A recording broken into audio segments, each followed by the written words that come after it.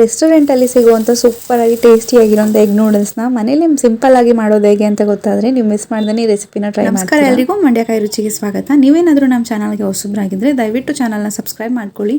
ಇನ್ನಷ್ಟು interesting ವೀಡಿಯೋಸ್ಗೆ bell ಐಕಾನ್ನ click ಮಾಡಿ. ಇವತ್ತಿನ ರೆಸಿಪಿ ಸ್ಪೆಷಲ್ ಆಗಿರೋ ಸ್ಟ್ರೀಟ್ ಸ್ಟೈಲಲ್ಲಿ ಎಗ್ ನೂಡಲ್ಸ್ ಮಾಡೋದು ಹೇಗೆ ಅಂತ ನೋಡೋಣ. ತಡ ಮಾಡ್ತಾನೆ ಬನ್ನಿ, ರೆಸಿಪಿ ಶುರು ಮಾಡೋಣ.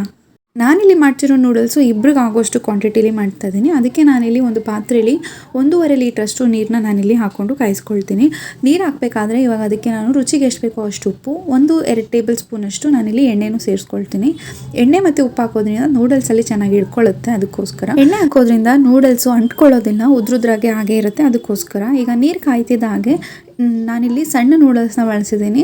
ಈ ರೀತಿಯಾದಂಥ ತೆಳ್ಳಗೆ ಸಣ್ಣಕ್ಕಿರೋ ನೂಡಲ್ಸ್ನ ಇಬ್ಬರಿಗಾಗೋಷ್ಟು ನಾನಿಲ್ಲಿ ಹಾಕ್ಕೊಳ್ತಾ ಇದ್ದೀನಿ. ಕುದಿಯೋ ನೀರಲ್ಲಿ ಇದನ್ನು ಒಂದು 2 ನಿಮಿಷ ಹಾಕಿ ಆಗಾಗ ತಿರುಗ್ತಾ ಇರಬೇಕು. ತಿರುಗ್ತಾ ಇದ್ದಾಗ ಜಾಸ್ತಿ ಕಲಿಸ್ಬಾರ್ದು. ಈ ರೀತಿ ಕೈಗೆ ಎತ್ಕೊಂಡು ನೋಡಿದ್ರೆ 2 ನಿಮಿಷ 3 ನಿಮಿಷ ಬಿಟ್ಟು ಬೆಂದಿರುತ್ತೆ. ತುಂಬ ಮೆತ್ತಗೂ ಆಗಿರಲ್ಲ, ತುಂಬ ಗಟ್ಟಿಗೂ ಇರಲ್ಲ. ಈ ರೀತಿ ಮುರಿದಾಗ ಅದು ಕಟ್ ಆಗೋ ಥರ ಇರಬೇಕು. ಅಷ್ಟಾದರೆ ಸಾಕು ನೂಡಲ್ಸ್ ಬೆಂದಿದೆ ಅಂತೇಳಿ. ಈ ನೂಡಲ್ಸ್ನ ಇವಾಗ ನಾನು ಒಂದು ಪಾತ್ರೆಗೆ ಹಾಕ್ಕೊಂಡು, ಒಂದು ಜಾಲರಿ ಥರ ಇರೋ ಪಾತ್ರೆಗೆ ಹಾಕ್ಕೊಂಡು ಚೆನ್ನಾಗಿ ತಣ್ಣೀರು ಹಾಕಿ ವಾಶ್ ಮಾಡಿ ಇಟ್ಕೊಂಡಿದ್ದೀನಿ. ಪಟ್ಟಂತ ಅಲ್ಲೇ ತಣ್ಣೀರು ಹಾಕಿ ವಾಶ್ ಮಾಡಬೇಕು, ಇಲ್ಲ ಅಂತಂದರೆ ಅದು ಒಂದಕ್ಕೊಂದು ಅಂಟ್ಕೊಳ್ಳುತ್ತೆ. ಬಿಸಿ ಹಬೆ ಹೋಗೋವರೆಗೂ ಇದನ್ನು ನಾನು ತಣ್ಣೀರಲ್ಲಿ 2ರಿಂದ 3 ಸತಿ ವಾಶ್ ಮಾಡಿ ಇಟ್ಕೊಂಡಿದ್ದೆ. ಈ ರೀತಿ ಇದನ್ನೆಲ್ಲ ವಾಶ್ ಮಾಡಾದಮೇಲೆ ಇದು ಉದ್ರುದ್ರಾಗೆ ಇರಲಿ ಅಂತೇಳಿ ನಾನು ಒಂದು 2 ಸ್ಪೂನಷ್ಟು ಎಣ್ಣೆನ ಹಾಕಿ ಅದಕ್ಕೆ ಕಲಿಸ್ಕೊಳ್ತಾ ಇದ್ದೀನಿ. ನಿಧಾನಕ್ಕೆ ಒಂದು ಕಡೆಯಿಂದ ಇನ್ನೊಂದು ಕಡೆಗೆ ಎತ್ತಿ ಕಲಿಸ್ಕೋಬೇಕಷ್ಟೇ, ಜಾಸ್ತಿ ಕ್ಯೂಚಕ್ಕೆಲ್ಲ ಹೋಗ್ಬಾರ್ದು. ಇದನ್ನು ಈ ರೀತಿ ಎಣ್ಣೆ ಹಾಕಿ ಎತ್ತಿಟ್ಕೊಳ್ಳೋದ್ರಿಂದ ತುಂಬ ಹೊತ್ತು ಬಿಟ್ಟರು ಕೂಡ ಅದು ಅಂಟ್ಕೊಳ್ಳೋದಿಲ್ಲ. ಅದಕ್ಕೋಸ್ಕರ ಈ ರೀತಿ ಎಣ್ಣೆ ಹಾಕಿ ಕಲಿಸಿಟ್ಕೊಂಡ್ರೆ ಸ್ವಲ್ಪ ಮಿಕ್ಸ್ ಮಾಡಿ ಇಟ್ಟಾಗ ಅದು ಒಂದಕ್ಕೊಂದು ಅಂಟ್ಕೊಳ್ಳೋದಿಲ್ಲ. ನಾವು ಬೇಕಂದರೆ ಸ್ವಲ್ಪ 2-3 ಅವರ್ ಬಿಟ್ಟು ಕೂಡ ಮಾಡ್ಬೋದು, ಇಲ್ಲ ಸಂಜೆ ಮೇಲೂ ಕೂಡ ಮಾಡ್ಬೋದು. ಇದನ್ನು ಪಕ್ಕಕ್ಕೆ ಎತ್ತಿಟ್ಟು ಈಗ ನಾನು ಮೊಟ್ಟೆನ ಫ್ರೈ ಮಾಡ್ಕೊಳ್ತೀನಿ. ಇಲ್ಲಿ ನಾನು 2 ಮೊಟ್ಟೆನ ತೊಗೊಂಡಿದ್ದೀನಿ. 2 ಮೊಟ್ಟೆನ ಹಾಕ್ಕೊಂಡು ಅದಕ್ಕೆ ರುಚಿಗೆ ಎಷ್ಟು ಬೇಕೋ ಅಷ್ಟು ಉಪ್ಪನ್ನು ನಾನಿಲ್ಲಿ ಸೇರಿಸ್ಕೊಳ್ತಾ ಇದ್ದೀನಿ.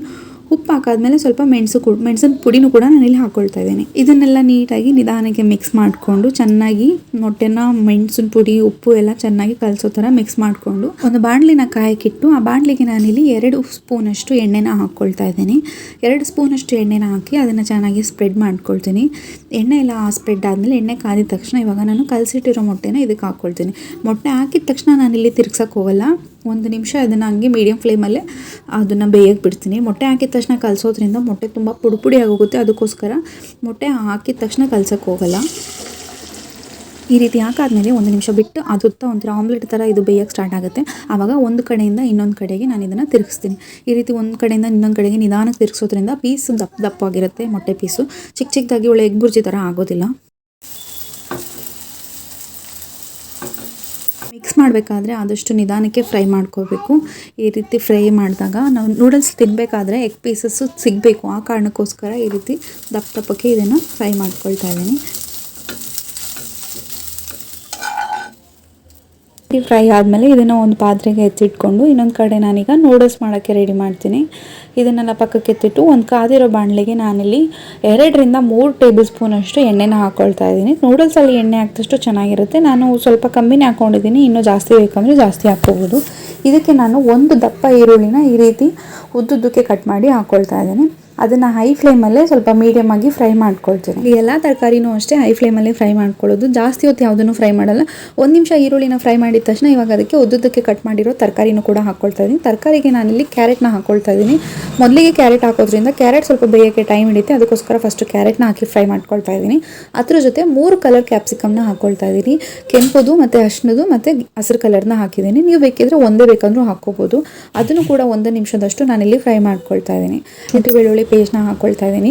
ಶುಂಠಿ ಬೆಳ್ಳುಳ್ಳಿ ಪೇಸ್ಟ್ನ ಸ್ಟಾರ್ಟಿಂಗಲ್ಲೇ ಹಾಕಿದ್ರೆ, ನೀವು ಅಂಗಡಿಯಿಂದ ತಂದಿರೋದಾದರೆ ಸ್ಟಾರ್ಟಿಂಗಲ್ಲೇ ಹಾಕ್ಬೋದು. ನಾನಿಲ್ಲಿ ಮನೇಲೇ ಮಾಡಿರೋ ಕಾರಣ ಅದನ್ನು ಈಗ ಹಾಕ್ತಾ ಇದ್ದೀನಿ. ಈಗ ಹಾಕೋದ್ರಿಂದ ಒಂದು ಒಳ್ಳೆ ಫ್ಲೇವರ್ ಇರುತ್ತೆ. ಶುಂಠಿ ಬೆಳ್ಳುಳ್ಳಿ ಜೊತೆಗೆ ನಾನಿಲ್ಲೊಂದು ಚೂರು ಉಪ್ಪು ಹಾಕಿದ್ದೆ. ಎಲ್ಲನೂ ಕೂಡ ನೀಟಾಗಿ ಮಿಕ್ಸ್ ಮಾಡಿಕೊಂಡು ಫ್ರೈ ಮಾಡ್ಕೊಳ್ತೀನಿ. ಎಲ್ಲದನ್ನು ಹೈ ಫ್ಲೇಮಲ್ಲೇ ಫ್ರೈ ಮಾಡ್ತಾ ಇದ್ದೀನಿ. ಇವಾಗ ಇದೆಲ್ಲ ಫ್ರೈ ಆದ ತಕ್ಷಣ ಇನ್ನೇನು ಲಾಸ್ಟಲ್ಲಿ ಇವಾಗ ಇದಕ್ಕೆ ಉದ್ದುದ್ದಕ್ಕೆ ಹೆಚ್ಚಿ ಸ್ವಲ್ಪ ಎಲೆಕೋಸನ್ನ ನಾನಿಲ್ಲಿ ಸೇರಿಸ್ಕೊಳ್ತಾ ಇದ್ದೀನಿ. ನೀವೇನಾದರೂ ಮಕ್ಕಳು ಕೊಡಬೇಕು ಅಂತಿದ್ರೆ ಇನ್ನಷ್ಟು ತರಕಾರಿನೂ ಬೇಕಂದರೆ ಸೇರಿಸ್ಕೋಬೋದು. ಇಷ್ಟು ತರಕಾರಿ ಹಾಕಿ ನಾನು ಇದನ್ನು ಹೈ ಫ್ಲೇಮಲ್ಲೇ 1 ನಿಮಿಷ ಫ್ರೈ ಮಾಡ್ಕೊಳ್ತೀನಿ. ಆಗಾಗ ಇದನ್ನು ಕೈ ಆಡಿಸ್ತಾ ಇರಬೇಕು, ಬಿಟ್ಟರೆ ಕೆಳಗಡೆ ಸೀದೋಗುತ್ತೆ, ಯಾಕಂದರೆ ಗ್ಯಾಸ್ ಹೈಯಲ್ಲಿರುತ್ತೆ. ತರಕಾರಿ ಎಲ್ಲ ಫ್ರೈ ಆದಮೇಲೆ ಇವಾಗ ಇದಕ್ಕೆ ನಾನು ಆಗಲೇ ಬೇಯಿಸಿ ಎಣ್ಣೆ ಹಾಕಿ ಇಟ್ಟಿರೋ ನೂಡಲ್ಸ್ನ ನಾನು ಇದಕ್ಕೆ ಸೇರಿಸ್ಕೊಳ್ತಾ ಇದ್ದೀನಿ. ನೋಡಿ ಹೇಗೆ ಉದ್ರುದ್ರಾಗಿದೆ. ಎಣ್ಣೆ ಹಾಕೋದ್ರಿಂದ ಈ ರೀತಿ ಉದ್ರುದ್ರಾಗೇ ಇರುತ್ತೆ, ಅಂಟೋದಿಲ್ಲ ಕೈಗೆ.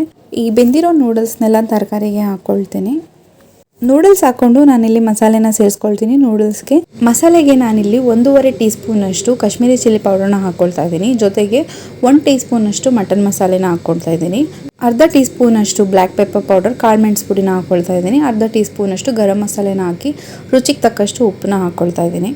ಇದ್ರ ಜೊತೆ ಈಗ 2 ಸ್ಪೂನ್ ಅಷ್ಟು ವಿನೆಗರ್, 1 ಸ್ಪೂನ್ ಅಷ್ಟು ಡಾರ್ಕ್ ಸೋಯಾ ಸಾಸು ಹಾಗೆ 1 ಸ್ಪೂನ್ ಅಷ್ಟು ಗ್ರೀನ್ ಚಿಲ್ಲಿ ಸಾಸ್ನ ಹಾಕ್ಕೊಳ್ತಾ ಇದ್ದೀನಿ. ಗ್ರೀನ್ ಚಿಲ್ಲಿ ಸಾಸು ಖಾರ ಜಾಸ್ತಿ ಬೇಕು ಅನ್ಸಿದ್ರೆ ಇನ್ನೂ ಸ್ವಲ್ಪ ಹಾಕ್ಬೋದು. ನಾನಿಲ್ಲಿ ಹಸಿಮೆಣಸಿನಕಾಯಿ ಪೇಸ್ಟ್ ಕೂಡ ಮನೆಯಲ್ಲೇ ಮಾಡಿರೋದು, ಅದನ್ನು 1/4 ಟೀ ಸ್ಪೂನ್ ಅಷ್ಟು ಹಾಕ್ತಾ ಇದ್ದೀನಿ. ಮೇಲಿಂದ ಸ್ವಲ್ಪ ಸ್ಪ್ರಿಂಗ್ ಆನಿಯನ್ ಮತ್ತು ಆಗಲೇ ಹುರಿದಿರೋ ಮೊಟ್ಟೆಯಲ್ಲಿ ಅರ್ಧದಷ್ಟು ಮೊಟ್ಟೆನ ನಾನು ಇದಕ್ಕೆ ಸೇರಿಸ್ಕೊಳ್ತಾ ಇದ್ದೀನಿ. ಇದನ್ನೆಲ್ಲ ನಿಧಾನಕ್ಕೆ ನೀಟಾಗಿ ನಾನು ಮೀಡಿಯಂ ಫ್ಲೇಮಲ್ಲೇ ಇಟ್ಟು ಇದನ್ನೆಲ್ಲ ಫ್ರೈ ಮಾಡ್ಕೊಳ್ತೀನಿ. ಮಿಕ್ಸ್ ಮಾಡ್ಕೋಬೇಕು, ಮಸಾಲೆ ಸಾಸು ಎಲ್ಲ ಸೇರಬೇಕು, ಅದಕ್ಕೋಸ್ಕರ ನಿಧಾನಕ್ಕೆ ಮಿಕ್ಸ್ ಮಾಡ್ಕೊಳ್ತೀನಿ. ಆಗಲೇ ನಾನು ಹೇಳಿದಾಗೆ ಮೊಟ್ಟೆನ ತರಕಾರಿ ಜೊತೆನೇ ಹಾಕಿ ಕುದಿಯೋದ್ರಿಂದ ಬಾಯಿಗೆ ಸಿಗೋದಿಲ್ಲ ತಿನ್ನಬೇಕಾದ್ರೆ. ಈ ರೀತಿ ದೊಡ್ಡ ದೊಡ್ಡ ಪೀಸ್ ಬೇಕು ಅಂದರೆ ಫಸ್ಟೇ ಒಂದು ಫ್ರೈ ಮಾಡಿ ಇಟ್ಕೊಂಡ್ರೆ ಟೇಸ್ಟ್ ಕೂಡ ಚೆನ್ನಾಗಿರುತ್ತೆ. ಈ ನೂಡಲ್ಸ್ನ 2 ನಿಮಿಷ ಐ ಫ್ಲೇಮಲ್ಲಿ ಈ ರೀತಿ ಮಿಕ್ಸ್ ಮಾಡಿಕೊಂಡು ಫ್ರೈ ಮಾಡಿದ್ರೆ ಸಾಕು, ನೂಡಲ್ಸ್ ಸೂಪರಾಗಿ ರೆಡಿ ಆಗುತ್ತೆ. ಇವಾಗ ಇದಕ್ಕೆ ಇನ್ನೂ ಸ್ವಲ್ಪ ಮೇಲಿಂದ ಗ್ಯಾಸ್ ಆಫ್ ಮಾಡಾದ್ಮೇಲೆ ಒಂದು ಸ್ವಲ್ಪ ಸ್ಪ್ರಿಂಗ್ ಆನಿಯನ್ ಹಾಕಿ ಮಿಕ್ಕಿರೋ ಹುರಿದಿರೋ ಮೊಟ್ಟೆನೂ ನಾನು ಇದಕ್ಕೆ ಸೇರಿಸ್ಕೊಳ್ತೀನಿ. ಮೇಲಿಂದ ಈ ರೀತಿ ಇನ್ನೊಂದು ಸ್ವಲ್ಪ ಮೊಟ್ಟೆ ಹಾಕೋದ್ರಿಂದ ತಿನ್ನೋಕ್ಕೆ ಸಖತ್ತಾಗಿರುತ್ತೆ. ಫೈನಲ್ ಆಗಿ ಸಖತ್ತಾಗಿರೋ ಟೇಸ್ಟಿಯಾಗಿರೋ restaurant style egg noodles ready ಆಗಿದೆ. ನೀವು ಇದನ್ನು ಮಾಡಿ ಟ್ರೈ ಮಾಡಿ ನೋಡಿ, ಟೇಸ್ಟ್ ಅಂತೂ ಸಖತ್ತಾಗಿರುತ್ತೆ. ಇನ್ನೂ ಒಂದು ಸತಿ ತಿನ್ನಬೇಕು ಹಂಗೆ ಅನಿಸುತ್ತೆ. ಈ ಥರ ರೆಸ್ಟೋರೆಂಟ್ ಸ್ಟೈಲ್ ಎಗ್ ನೂಡಲ್ಸ್ನ ನೀವು ಮನೇಲಿ ಟ್ರೈ ಮಾಡಿ ಹೇಗಿತ್ತು ಅಂತೇಳಿ ಕಮೆಂಟ್ ಮುಖಾಂತರ ತಿಳಿಸಿ. ಈ ರೆಸಿಪಿ ಏನಾದರೂ ನಿಮ್ಗೆ ಇಷ್ಟ ಆದರೆ ದಯವಿಟ್ಟು ನಿಮ್ಮ ಫ್ರೆಂಡ್ಸ್ ಆ್ಯಂಡ್ ಫ್ಯಾಮಿಲಿ ಜೊತೆ ಈ ವಿಡಿಯೋನ ಶೇರ್ ಮಾಡಿ. ಇನ್ನಷ್ಟು ಇಂಟ್ರೆಸ್ಟಿಂಗ್ ವೀಡಿಯೋಸ್ಗೆ ಮಂಡ್ಯ ಕೈ ರುಚಿನ ಸಬ್ಸ್ಕ್ರೈಬ್ ಮಾಡ್ಕೊಳ್ಳಿ. ವಿಡಿಯೋ ನೋಡ್ತಿರೋ ಪ್ರತಿಯೊಬ್ಬರಿಗೂ ಧನ್ಯವಾದಗಳು.